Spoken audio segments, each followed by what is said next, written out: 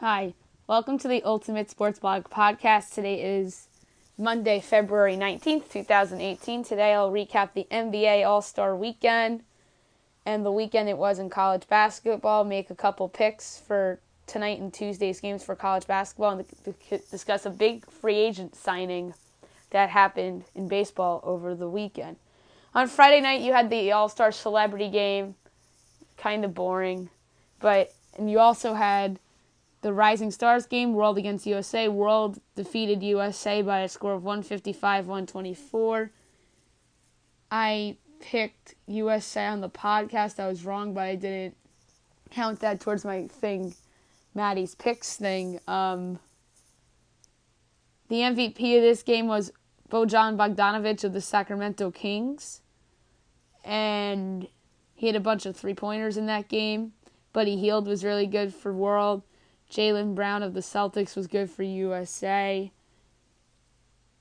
And then Saturday you had the skills competition that was won by Brooklyn's Spencer Dinwiddie. And he went up against Chicago's Lauri Markkanen in the final. And then you had, in the three-point contest, it was fun. You had Devin Booker of the Suns win that. And in the dunk contest, as I correctly predicted on this podcast, Donovan Mitchell would win that. And then the All-Star game, Team LeBron defeated Team Stephen by a score of 148-145. I was very close to getting this prediction right. The MVP of the game was LeBron James. He had 29 points in the game. It was a close game. It was lower scoring than it was last year. I remember last year it was almost 200 from each team. And LeBron was the MVP of this game, and considering that a lot of his guys were injured in this game, it was a very interesting weekend to say the least in college basketball. There was one key game Friday night, and that was number 16 Rhode Island at St. Bonaventure. St. Bonaventure got the big win that it needed for its at-large case by defeating Rhode Island by a score of 77-74. St. Bonaventure improves to 20-6, and Rhode Island drops to 21-4. Saturday, and I actually predicted Bonaventure would win on Friday night, so good for me. Saturday's games, I went 18-10. I'll point out which ones I got correct and which ones I got wrong as I go. Syracuse upset Miami by a score of 62-55. I had Miami on the podcast. I was wrong, obviously. Syracuse improved to 18-9. Miami dropped to 18-8. Big win for the Orange as they are firmly back into that bubble conversation.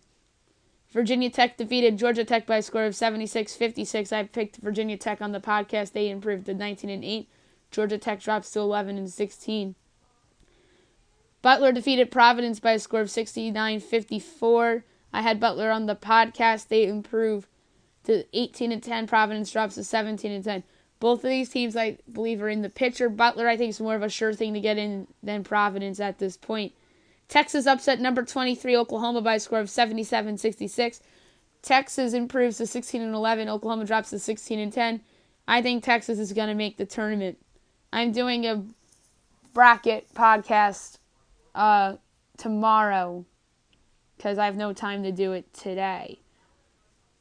And I had Oklahoma on the podcast. I was wrong.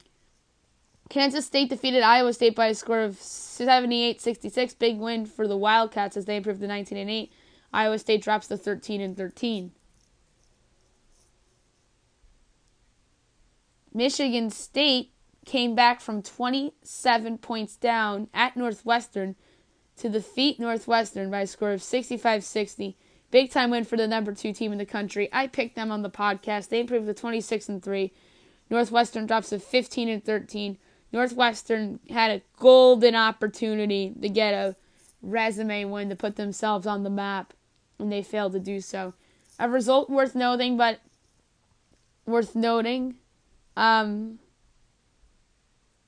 Indiana defeating Iowa at Iowa City by a score of 84-82.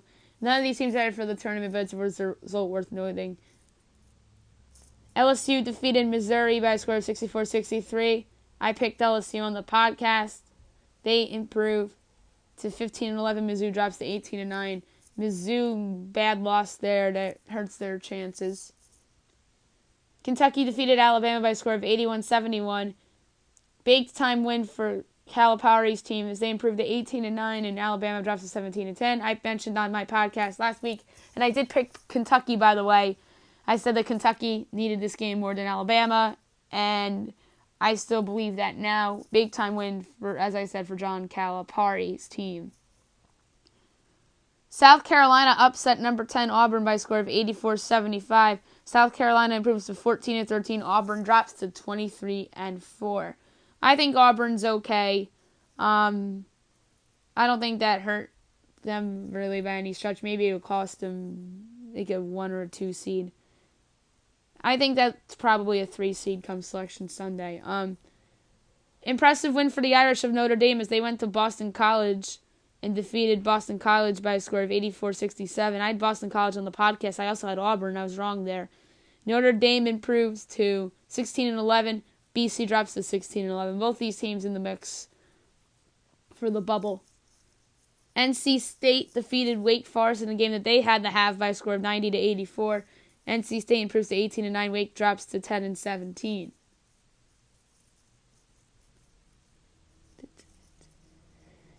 Arkansas defeated number 21 Texas A&M by a score of 94-75. I had Arkansas on the podcast. They improved to 19-8. Texas A&M drops to 17-10. I think both of these teams should be in come Selection Sunday. A team that's in trouble is the Florida Gators as they lost at Vanderbilt by a score of 71-68.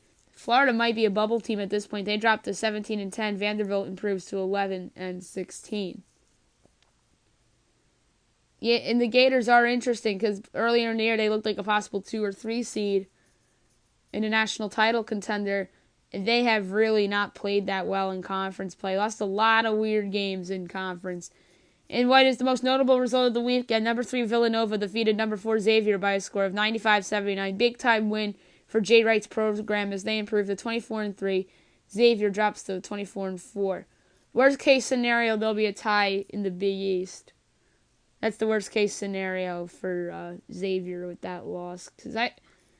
You can make a case Villanova needed that game more than Xavier because Xavier was in first place. And that if Villanova lost that game, Xavier would have pretty much had the Big East title wrapped. Georgia upset number 18 Tennessee by a score of 73-62. I had Tennessee on the podcast. I was wrong. They dropped to 19-7. Georgia, meanwhile, improves to 15-11. And I had Xavier on the podcast, too, so I was wrong there. In another notable result of the weekend, number 13 Kansas defeated number 20 West Virginia by a score of 77-69. Big win for the Jayhawks as they improve to 21-6. West Virginia drops to 19-8. Kansas closed out the game on a 19-3 run. It was a lot of controversial calls in that game, well documented at this point. A game I didn't pick on the podcast, which I forgot to pick. Number 24 Nevada defeated Utah State by a score of 93-87. The Wolfpack improved to 23-5 and Utah State drops to 14-14. Didn't pick that on my podcast, so I can't count that towards my picks. I would have had Nevada, so that would have cost me a win. Baylor upset number 7 Texas Tech by a score of 59-57. Big win for the Baylor Bears as they improved to 17-10. Texas Tech drops to 22-5. Baylor has to be considered almost a lock to get in at this point. Big time win. They have a big game tomorrow night, which I'm going to pick on this podcast as well. And I had Texas Tech on the podcast, unfortunately, and that was a loss. Maryland defeated Rutgers by a score of 61-51. Big win for the Terps as they improved to 18-11, and they're still firmly in the at-large picture. Rutgers drops to 13-16, and I had Maryland on the podcast. Number 9, Gonzaga defeated Pepperdine by a score of 81-67. Big win for Gonzaga as they improved to 25-4. Pepperdine drops to 4-24. Oof. Didn't realize that Pepperdine was that bad this year. And I did obviously have Gonzaga on the podcast. Washington defeated Colorado by a score of 82-59. I had Washington on the podcast. They improved to 18-9. Colorado drops to 15-12. Washington is right on that bubble right now in terms of the tournament. TCU defeated Oklahoma State by a score of 90-70. Big win for TCU as they improved to 18-9. And Oklahoma State drops to 15-12. And the Big 12 at this point is probably going to get 8 teams in the tournament. It's funny because a couple weeks ago, had been a month ago at this point, on my podcast, I said, don't rule out the possibility that all 10 Big 12 teams make the tournament. That's because Iowa State had some nice wins at the time, and so did Oklahoma State, and they still do have nice wins. And like how all the teams in that conference, none of them are bad. They're all actually decent teams. 2 of those decent teams in Oklahoma State and Iowa State are likely going to be left out. Number 14, North Carolina defeated Louisville by a score of 93-76. Big win for the Tar Heels. That was their 5th straight win. They improved to 21-7. Louisville drops to 18-9. Carolina is making the case for a 2 seed right now, and I picked them on the podcast. Mississippi State defeated Ole Miss by a score of 79-62. I had Mississippi State on the podcast. They improved to 19-8. Ole Miss drops to 11-16. And speaking of Ole Miss, Andy Kennedy, last week it was reported that he was going to resign at the end of the year. He's actually done. It's actually effective immediately now. And they'll have an acting head coach before their season ends. Number 15, St. Mary's defeated Portland by a score of 73-61. St. Mary's improves to 25-4. Portland drops to 10-19. Big win for St. Mary's. They needed that one. Speaking of big wins, Utah defeated Washington State by a score of 77-70. I had St. Mary's on the podcast. I had Utah as well. Utah improves to 17-9. Washington State drops to 10-16. Utah has to be considered for an at-large at this point. So many big wins lately. And then a big road win for Marquette by defeating Creighton by a score of 90-86. I had Creighton on the podcast. Marquette improved to 15-11. Creighton drops to 19-8. I still think Creighton's in the tournament. Marquette's probably on the bubble. I don't think they're in, but they have to be considered a bubble team at this point. UCLA defeated Oregon by a score of 86-78 in overtime. UCLA improves to 19-8. Oregon drops to 17-10. Last but not least, in terms of Saturday's games, USC defeated Oregon State in a game that they've had to have by a score of 72-59. USC improves to 19-9. Oregon drops to 13-13. Both UCLA and USC I had on the podcast, and both of them are on the bubble right now. Have to be considered candidates for at-larges because both of those teams have nice wins and are decent teams within their conference. Sunday's games that I picked, I went 5-3. A little mediocre for me. Number 12, Duke defeated number 11, Clemson by a score of 66-57. Duke improves to 22-5. Clemson drops to 20-6. And I had Duke on the podcast if I didn't mention that. Number 22, Michigan defeated number 8, Ohio State by a score of 74-62. I had Michigan on the podcast. Big win for the Wolverines in terms of resume. They improved to 22-7. Ohio State drops to 22-7. Seton Hall defeated DePaul by a score of 82-77. I had Seton Hall on the podcast. They improve. Then 18-9. DePaul drops to 10-16. Bad loss for Nebraska, losing at Illinois 72-66. Illinois improves to 13-15. Nebraska drops to 20-9. Nebraska still has a shot in at-large, but it'd be difficult now. That's the game that I thought they had to have. Big-time win for Wichita State, number 19 Wichita State. They defeated number 5 Cincinnati in their own house by a score of 76-72. Wichita State improves to 21-5. Cincinnati drops to 23-4. And Wichita State needed a big win like that to improve their resume. And that is a big-time win for that program. Probably their biggest win of the season, perhaps. Speaking of teams with big wins. Houston defeated Temple at Temple by a score of 80-59. Houston has to be considered an at-large worthy team by now. 21-5, they improved. The Temple drops to 15-12. That kills their chances at an at-large. I had Temple on the podcast. I had Cincinnati as well as Nebraska. Those were my 3 losses. And I had Florida State, who defeated Pitt by a score of 88-75. Florida State improves to 19-8. Pitt drops to 8-20. I also had number 6 Purdue on the podcast as they defeated Penn State in the close game by a score of 76-73. Purdue improves to 24-5. Penn State drops to 19-10. Penn State, despite the losses, has to be in the conversation for an at-large.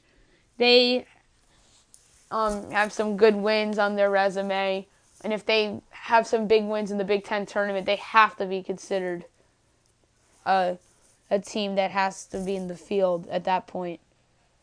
Games I'm going to pick for tonight, only 3 that I have for you. Notre Dame hosts Miami. Give me the Irish at home. They need that game more.